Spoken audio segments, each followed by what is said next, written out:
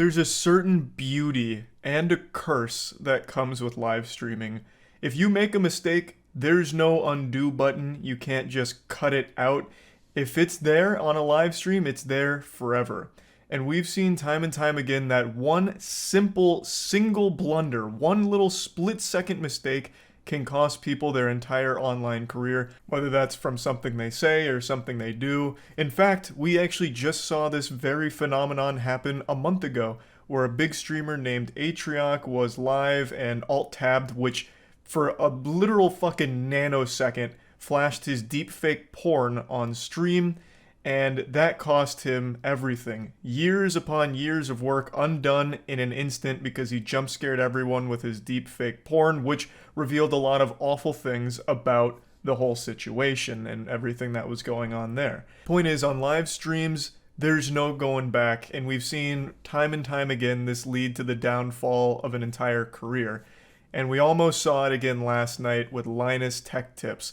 Linus has built an empire online. He is an incredible creator who has done amazing work for so long now. And last night he almost wiped his ass with the entire fucking thing. I mean, it's been kind of eye-opening. I've just sort of randomly here and there picked up episodes of, old shows that I hadn't watched in a long time from like the early 2000s, and just the casual the casual sort of gay humor. We've entered the danger zone here on stream. This is like Chernobyl just waiting to melt down because of something he's about to say. But to paint the picture, what he's talking about here is how not that long ago, things were more acceptable in content and media that aren't acceptable today. He's talking about how things have changed, and in particular, he's mentioning how, like, some shows would have casual gay humor, where back in the earlier 2000s, that was a very common thing. Calling something gay was used pretty much everywhere for everything. If someone got a cheeseburger that didn't have enough cheese on it, they'd say, "That's gay." If you were walking down the stairs and you missed a step and you started to tumble down the stairs, you'd be screaming, "This is gay!"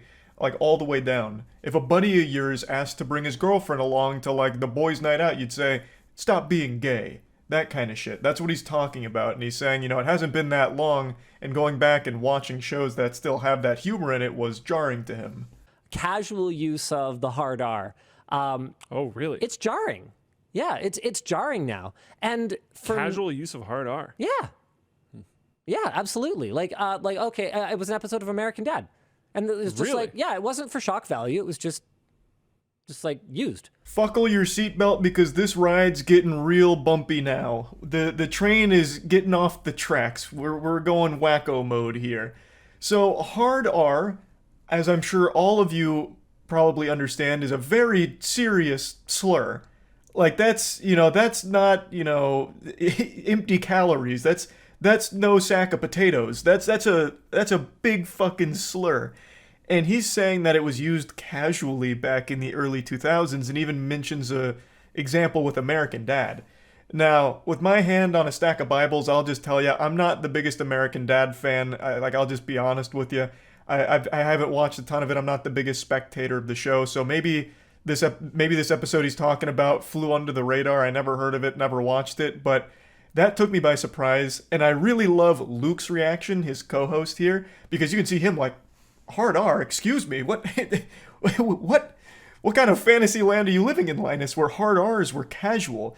Because I and Luke and probably everyone else in the world can't really recall a time where normal TV shows were dropping racist slurs casually like that. Whoa. Right? Well, I mean, here's the thing, right? That was in 2003 or something, like 2002. Yeah. Like, I'm not gonna deny that I dropped my fair share of hard R's back then, because we didn't even, the term hard R didn't even exist. We didn't think about it, right? And it's funny because to me, that doesn't feel like that long ago. As a big fan of Linus, when I heard that, I had to stand up from my chair, hands on my hip. I was like, all right, it's over. I felt like a coach who had just watched his team lose the championship ball game. Like, you take my hat off, put it over my chest and say a prayer for him, because I was like, God rest his soul, this is the end of Linus. And you can see Luke, like, he shakes his head, like, in disbelief, and then he's just looking down. And I already know, during this moment where Linus is, like, admitting to using hard R's casually, he's processing this as like, yep, back to the old grind. This is where it all ends, huh? This is the end of our run. He was just seeing all the walls around him starting to crumble, the Empire burning to a crisp, all because Linus is just freely loosey-goosey admitting to using the hard R casually often. But do not despair, because not all is as it seems here. But to my kids, Are you talking like N-word hard R? what? No, Okay. I'm pretty sure that's how people use that term. no. I think That's so. the N word. What are you guys talking about? Am I mistaken? I think so. No, the one with the for mental disability. I'm pretty sure people use hard R in a very different way than you just used it. Oh. Okay, either Hard way. R means ending I understand. the N-word I with understand. a hard R. I understand what you mean. No, I'm not talking about that. You can feel life be breathed back into the room. Like, once Linus elaborates that he wasn't talking about the N-word, he was talking about the word used with mental disabilities, and collectively all at once the whole room comes back to life. This reminds me of a very famous quote from the late great Uncle Ben, God rest his soul, when he sat down Peter Parker in that car and he said, "With great power comes great responsibility." In this case, it's with great power comes great fucking blunders. This was an amazing disaster to watch unfold with, like, the wackiest plot twist of an ending. I have never once heard the hard R refer to anything other than the racist slur. So when he just started willy-nilly admitting to using it casually, I couldn't believe my goddamn ears, and I know every coworker was panicked texting each other saying like, hey, really enjoyed our time together, it's fucking over, tune into the stream. Like, I have no doubt that was probably the scariest moment of their careers, listening to Linus just for some reason admit to using the hard R often. And then, of course, the grand reveal where he wasn't actually talking about racist shit, he was referring to something different entirely. And then this is the aftermath of that. Okay, cool. So I'm glad that I'm we have freaking cleared that Neo up. over here, dude. We're dodging bullets. That Yeah. was bad. Okay, yes. All right. Right. I forgot about the part where I said, yeah, I just used it. Yeah, no, actually.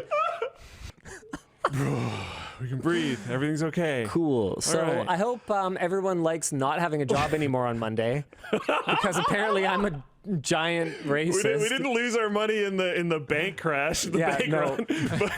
In the audience run. What a journey we went on for about 2 minutes there with this whole section. Yeah, I just wanted to talk about this because this was the closest I've seen to someone just committing career suicide with a smile on their face during it. Big misunderstanding here, I suppose. And yeah, I just wanted to talk about it a little bit.